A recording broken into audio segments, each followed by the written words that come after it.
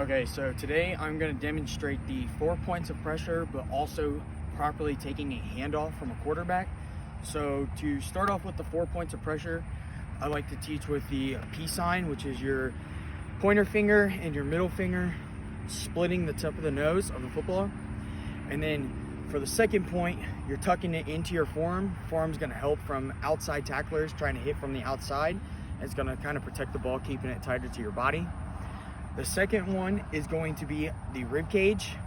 Rib cage is going to help keep the ball protected, keeping it close to your body, less likely to fumble a football.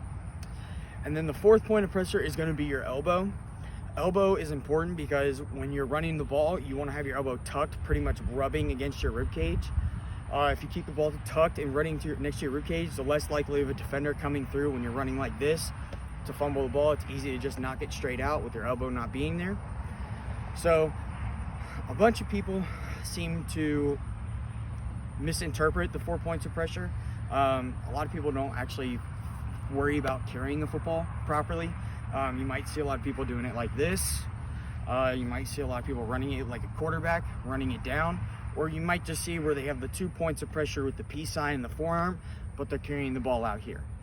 So those would be the main reasons why a lot of people tend to fumble, or just having a lack of ball security. So the second demonstration I'm going to have is actually properly taking a handoff. So when you're taking a handoff, depending on the side, so if Zach here is handing it to his left, you're going to want your inside arm up, which would be your right arm. So it's always going to be the opposite arm up on whichever side you're taking the ball.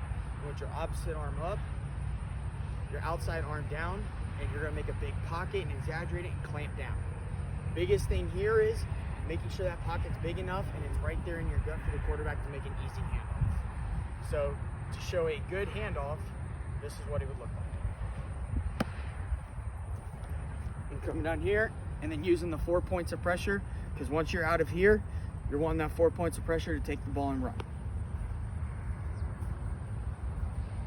So some very common mistakes that a lot of people make taking a handoff would be ones like these. Doing this, which is a big error because if you're in a spread option offense, which not a lot of people know, it's a very wide offense. If the quarterback wants to pull it, it makes it very hard for him to do that, and you're pretty much taking the ball away from him. So the second one is probably, I would say, the greatest one that a lot of people make mistakes on is this. Doing the wrong arms, having the outside arm up and the inside arm down. With that, you actually put yourself at risk for fumbling the ball a lot more. So the best way to do it, and I'll demonstrate one more time, a good one, would be this. And then the 4 points of pressure. And that's the handoff and the 4 points of pressure.